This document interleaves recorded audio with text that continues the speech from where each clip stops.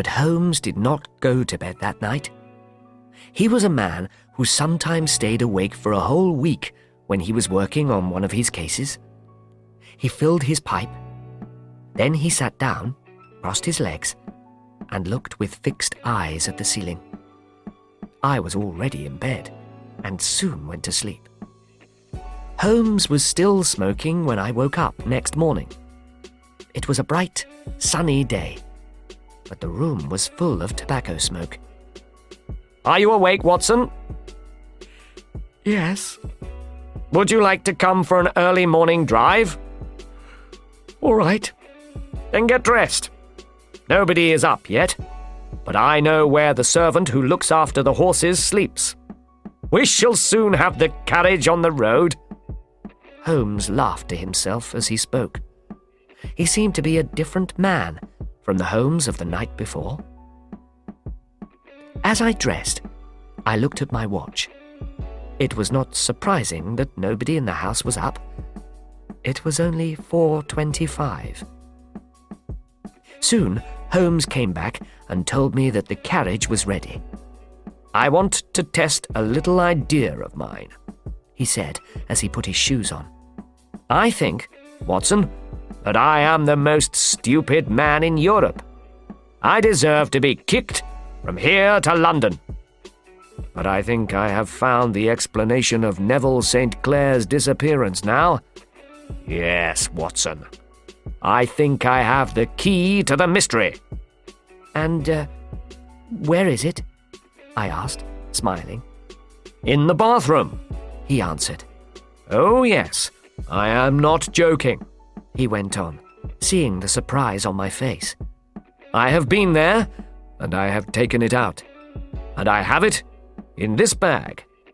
Come on, Watson, and let's see whether this key is the right one." The carriage was waiting for us in the bright morning sunshine.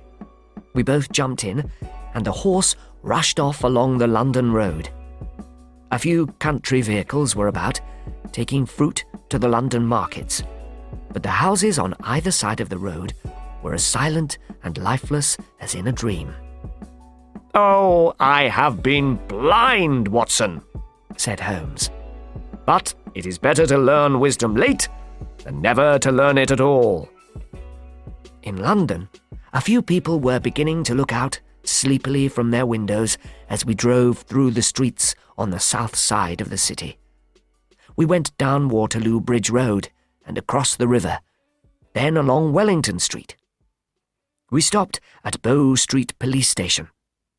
The two policemen at the door touched their hats to Holmes, who was well known there.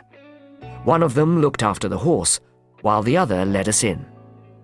"Who is the officer on duty this morning?" asked Holmes. "Mr. Bradstreet, sir," answered the man.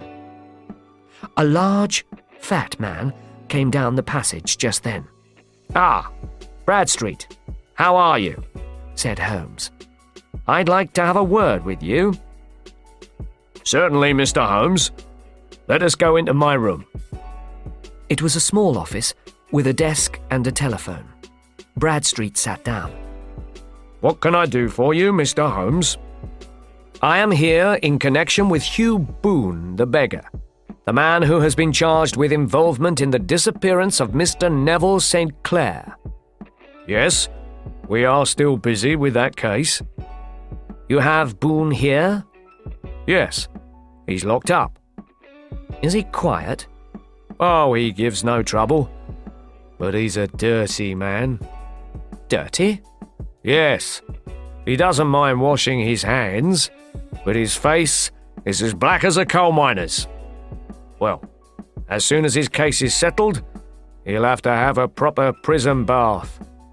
"I should very much like to see him." "Would you? That can easily be arranged. Come this way. You can leave your bag here." "No, I think I'll take it with me." "Very good. Come this way, please." He led us down a passage, opened a barred door, and took us down some stairs to another white passage. There was a row of doors on each side. "The third door on the right is his," said Bradstreet. "Here it is. He looked through a hole in the upper part of the door. He's asleep. You can see him very well.